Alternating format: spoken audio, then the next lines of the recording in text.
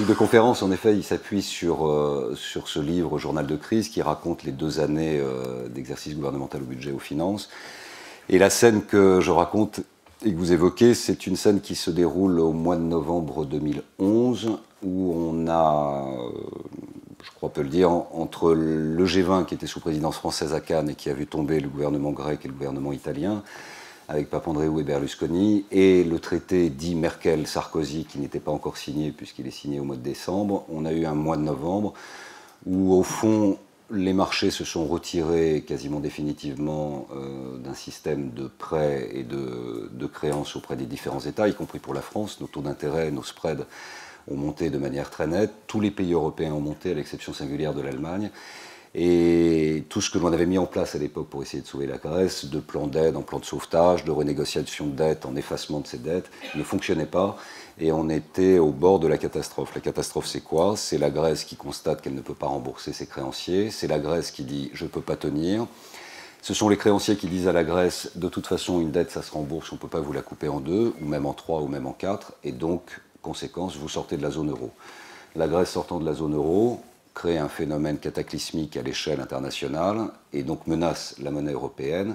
Et on s'est mis en situation, à travers cette réunion, de réfléchir à ce que pouvait représenter une sortie de la Grèce de la zone euro et le constat par la Grèce de ne pas pouvoir rembourser ses créanciers, dont la France. Et donc nous avons d'abord étudié combien coûtait la sortie de la Grèce pour la France. 70 milliards en net, plus à peu près l'équivalent pour toutes les banques et les assurances qui ont prêté de l'argent au gouvernement grec, donc de l'ordre de 130 à 140 milliards. 130 à 140 milliards, c'est 5 à 6 points de PIB, c'est 5 à 6 points de croissance. Quand vous savez qu'on en produit 0,2, 0,3 en ce moment, vous imaginez le coût général pour l'économie française sur la seule sortie de la Grèce et sur le seul fait que la Grèce ne remboursait pas. Et derrière, le phénomène domino, c'est-à-dire la peur des gens, la panique, les bank runs, les gens qui vont dans leurs agences bancaires, qui récupèrent l'argent, qui effondrent le système bancaire. Et que fait l'État? Et que fait le ministre des Finances? Ça a été probablement, comme je le dis dans ce livre, la nuit la plus épouvantable. Ça a été probablement le mois le plus exigeant pour tous les ministres des Finances de cette période. Beaucoup s'est joué dans la relation entre Merkel et Sarkozy. Beaucoup a reposé sur le traité d'intégration budgétaire. Ce traité a été signé début décembre, ça a un peu rassuré les marchés. On a trouvé un accord in extremis début janvier ou fin janvier autour de la Grèce et on a échappé au pire. Voilà le pire de la situation et le pire, c'est effectivement l'éclatement de la monnaie, les conséquences économiques, l'effondrement du système bancaire et une crise économique récessive sur de très nombreuses années. Ça, c'était pour alimenter l'ambiance, vous faire sourire, vous dire que ce sont des métiers que vous pourrez exercer avec beaucoup de bonheur, beaucoup de sérénité, beaucoup de tranquillité et un apaisement personnel qui vous conduira vers votre propre bonheur. Oui, parce que oui, parce que là, quand on dit l'éclatement de la zone euro, il faut considérer que la monnaie tombe, mais elle ne tombe pas du jour au lendemain.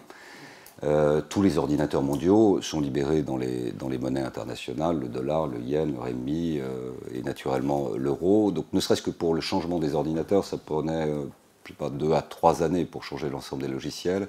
La fabrication d'une nouvelle monnaie également. Il ne s'agit pas de dire on reprend le franc, on n'a plus de francs, il faut les fabriquer. Il ne s'agit pas de dire les autres pays vont reprendre leur monnaie nationale, tout ça est très compliqué. Je dois la vérité dire qu'on n'est pas allé dans le détail du processus, puisque Dieu merci, il y a eu ce traité qui a sauvé l'affaire, mais s'il avait fallu, oui, il aurait fallu, au nom des États, rentrer dans un schéma où on reprenait notre monnaie, on gardait une monnaie internationale qui s'appelait l'euro, et le temps du processus prenait de nombreuses années, dans une récession économique qui effondrait également les recettes. Donc c'était évidemment une aventure terrible.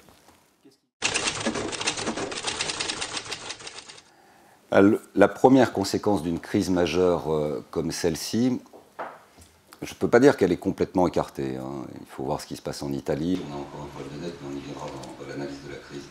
Mais l'économie, c'est très psychologique. Je veux dire, vous pouvez le mettre en équation, vous allez intégrer les grandes écoles de commerce, de gestion, peut-être même d'ingénieurs, on vous mettra tout ça en équation, en microéconomie, en macroéconomie, mais au final, ça reste quand même, il ne faut jamais l'oublier, des décisions humaines.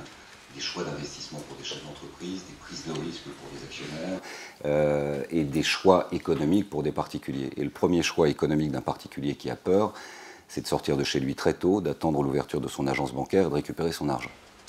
Si tout le monde fait ça au même moment, ce qui s'est passé dans l'histoire économique, évidemment dans les années 30, mais dans une période plus récente, avec une banque Northern Rock, où il y a eu une peur panique, et tout le monde est allé à la même heure défiler dans son agence bancaire pour récupérer sa monnaie.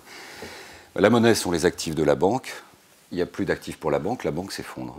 C'est-à-dire qu'elle ne peut pas elle-même, puisqu'elle se prête entre elles, rembourser ses propres créances, donc le système s'effondre. C'est-à-dire que vous n'avez plus de banque, et quand vous n'avez plus de banque, c'est pour ça que ça ne sert à rien de leur taper dessus, parce que c'est absolument nécessaire, c'est comme si vous n'aviez plus de poumons ou plus d'artères pour irriguer le cœur, vous n'avez plus rien pour faire fonctionner le corps. Et le corps économique s'appuie sur les banques, vous n'avez plus personne pour prêter aux entreprises, et vous n'avez plus personne pour récupérer l'argent, donc le système s'écroule. Donc la première décision d'un État confronté à une telle situation, c'est de nationaliser les banques, de racheter les banques. De mettre toute la force de la crédibilité d'un État soi-disant engagé sur l'éternité pour dire on rachète les banques, et donc on sauve les économies des gens et on sauve le système économique. Mais ça ne suffit pas, évidemment derrière, il faut faire ce que j'évoquais tout à l'heure, c'est-à-dire les faire entrer dans le système d'une nouvelle économie, d'une nouvelle monnaie. Une nouvelle monnaie, ça veut dire une nouvelle parité. Une nouvelle parité dans des économies effondrées sont des dévaluations de 30-40%.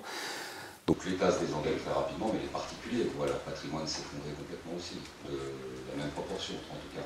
Donc c'est vraiment le chaos total et absolu. C'est ce qui s'est passé dans les années 30 pour partie. C'est ce qui aurait pu se passer si on n'était pas parvenus les uns les autres à créer les conditions du sauvetage de l'euro. C'est ce qui peut encore se passer tant que les États, notamment membres de la zone euro, seront à un niveau d'endettement aussi excessif et dépendront autant des marchés, c'est-à-dire autant des nouveaux banquiers modernes qui leur prêtent de l'argent pour financer leur politique publique.